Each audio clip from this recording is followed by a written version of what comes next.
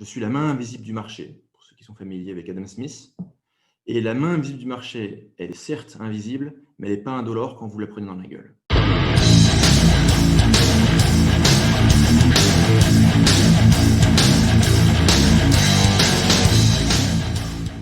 Si on prend toutes les professions et on prend des mecs exceptionnels par profession, est-ce qu'il y a des mathématiciens géniaux pauvres? Ouais. Est-ce qu'il y a des musiciens géniaux pauvres? Est-ce qu'il y a des profs absolument géniaux pauvres? Est-ce qu'il y a ce que tu veux génial pauvre? Oui. Est-ce qu'il y a des marketeurs géniaux pauvres? Non.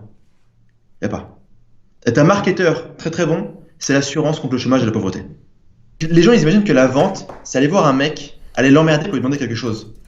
En fait, la vente, c'est trouver quelqu'un qui veut quelque chose, vous mettez cette chose qu'il veut devant lui, prenez l'argent. De manière ininterrompue depuis 1 an, j'ai entre 100 000 et 500 000 qui est bloqué et qui est gelé.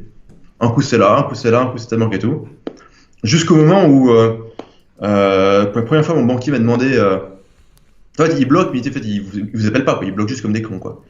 Et le mec, il me demande si je fais du blanchiment. Et non, je ne fais pas du blanchiment, je suis le blanchiment. Trop content de ma blague. 250 000 euros bloqués.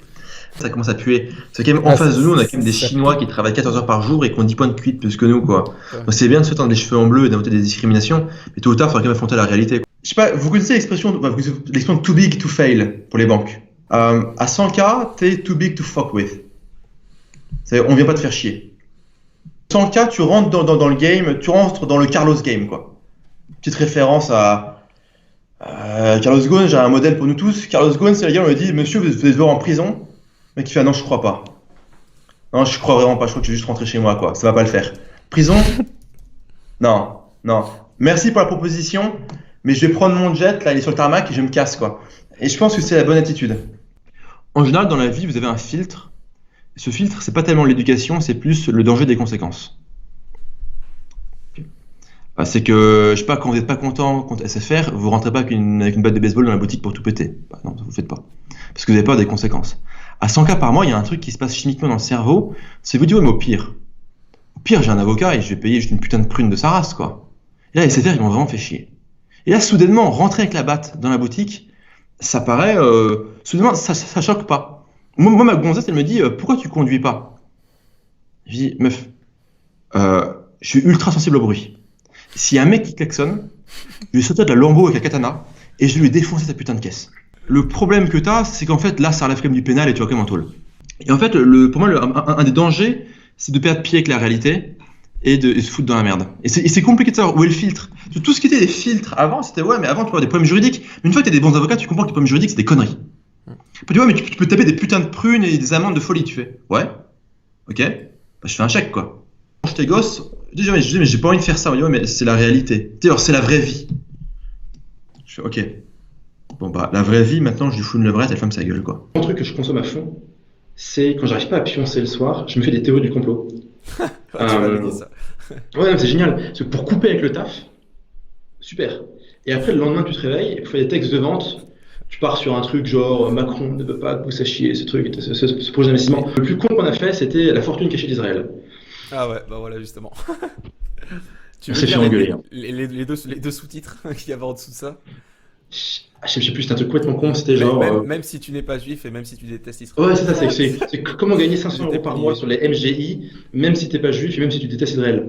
Encore une fois, moi, Israël, je me bats les couilles. Hein. Enfin, je veux dire, ne m'envoyez pas du phosphore blanc, via de ça, quoi. Ok, moi, je suis neutre. Hein. Mais en fait, j'avais un pote qui avait un produit d'investissement sur une petite formation en ligne sur comment investir sur les valeurs tech israéliennes. Et il me demande d'écrire le texte. Bon, là, d'emblée, je me suis dit, ok, ça va être casse-gueule, mais c'est marrant. Et donc, on est parti sur, vas-y, on va se marrer, on fait la fortune cachée d'Israël. On lâche ça en spam sur les gens. Mais en fait, non, vu le torrent d'insultes, la prochaine fois, on fera la fortune cachée d'Adolf Hitler ou un truc plus consensuel. Parce que là, vraiment. Voilà, je suis un mec, je veux avoir un rapport sexuel. Très bien. Jusqu'à tout va bien. Donc, ça implique quoi dans la vraie vie? Faut aller dehors, parler à des gonzesses, prendre des numéros de téléphone, envoyer des textos ou genre faire Tinder ou une merde du genre. Enfin, genre. Putain, genre, avant de pouvoir échanger des fluides corporels, t'as eu 50 étapes, quoi. Sur mon WhatsApp, j'ai des agences d'escort girl. J'envoie un message vocal, je dis hey, bonjour, je voudrais un avion de chasse. Une étape. 2 heures plus tard, l'avion de chasse est là. Après, j'ai un rapport sexuel tarifé, ça passe très bien. 3 étapes. Le temps, c'est de l'argent, en fait. Les gens font, ouais, mais c'est cher les escort girls. Je fais, ouais, c'est cher. C'est ce que je dirais, faire 80 étapes avant de pouvoir embrasser une gonzesse, ça prend du temps, donc de l'argent. Et moi, mon temps, il est plutôt cher. Il y a un gars qui m'a fait marrer, j'arrive pas à retrouver son commentaire, putain. Mais il a dit un truc du genre, Romain, il essaye simplement de faire percer un pote en galère. Je pense que ce gars-là se rend pas compte que ouais, ce que je fais en 5 ans, tu le fais dans la semaine, quoi. Donc, n'importe Il quoi. veut une pièce pour le caddie, le gars? Alors, du coup, je pense que c'était la dernière question bonus. C'était pourquoi l'Union européenne veut détruire Internet, donc notamment par rapport au super 3D Secure qu'on s'est tapé il y a pas longtemps, donc on avait la moitié de transactions qui passaient plus, par rapport à la famoso RGPD. Qu'est-ce que t'en penses? Pourquoi l'Union européenne casse les couilles à ce point-là? Je pense qu'ils veulent nous baiser. Je pense que les mecs sont très emmerdés. Parce qu'avec ce qu'on fait aujourd'hui, n'importe quel connard qui a un peu de volonté, qui a les bonnes techniques, les bons outils, il peut dire va chier. Et le problème, c'est que c'est viral et c'est contagieux. Bah, tes meilleures vidéos, tu fais combien de vues? 158 000, je pense. La meilleure c'était la première. Ok. Donc tu as 158 000 personnes juste en France ou peut-être en Belgique ou dans une zone francophone qui se disent ouais, le système, j'en ai pas envie, ça me fait chier quoi. D'aller prendre leur crédit bancaire pour acheter une Twingo pour aller au travail et puis après travailler pour rembourser la Twingo. Le temps qu'une chance pour la France va se cramer la Twingo et qu'il manque de bol, c'est pas couvert par l'assurance. Non mais je suis désolé, moi je suis à moitié allemand, je vois les stats de voitures qui brûlent en France, je vous comprends pas les gars quoi. Je pense qu'il y a dû y avoir une réunion, et il y a un gars qui dit, les gars, est-ce qu'on peut fermer Internet? Ils ont dit non, c'est pas possible. Bon, on va juste leur pourrir la vie pour qu'ils craquent. Et je pense qu'ils font ça. C'est vrai que la pratique détruit l'avantage théorique quoi. Moi honnêtement, j'ai des potes d'HEC, mais ils ont pas les mêmes cerveaux quoi. Juste vraiment cognitivement, putain, c'est un cran au-dessus quoi. Vraiment, c'est que les mecs ils calculent, je sais pas comment ils font quoi. Mais le problème, c'est que eux, tu les lâches dans la vraie vie. En face, il y a des mecs comme toi, moi et pas mal de gens qui nous écoutent et qui sont juste là pour les scalper et les défoncer, quoi. Et en face, t'as le mec qui fait, vous comprenez, j'ai des diplômes, ouais, j'ai bien compris, vas-y, mets-toi, je vais te scalper, connard. Ta vision du business sur Internet dans l'avenir? Bah, c'est un peu tout ce qu'on a dit, quoi. Il y a jamais eu autant d'opportunités, il y en aura beaucoup. Mais en face, il n'y a jamais eu autant de concurrence et de connards, type Union Européenne, qui viennent t'emmerder. Et je reviens, en fait, j'ai radoté complètement, mais je reviens au point qu'on a vu. Hein. Il faut être super bon en marketing, il faut avoir une expérience quelque part, une expertise, et il faut être discipliné, savoir faire des sacrifices et avoir des process. Et une fois qu'on a ça, on s'en fout de l'avenir. Tu vois, enfin, genre, on y va en mode Panzer Division, on dit bon, c'est bon, c'est quoi? C'est la Pologne? Ok, on traverse. Tu vois, enfin, je veux dire, c'est pas très dur. Les mecs en face, sont des chevaux. Je suis un peu dur, mais. On a le droit à ça comme blague sur YouTube où on se fait striker. Une courte anecdote, mais assez marrante.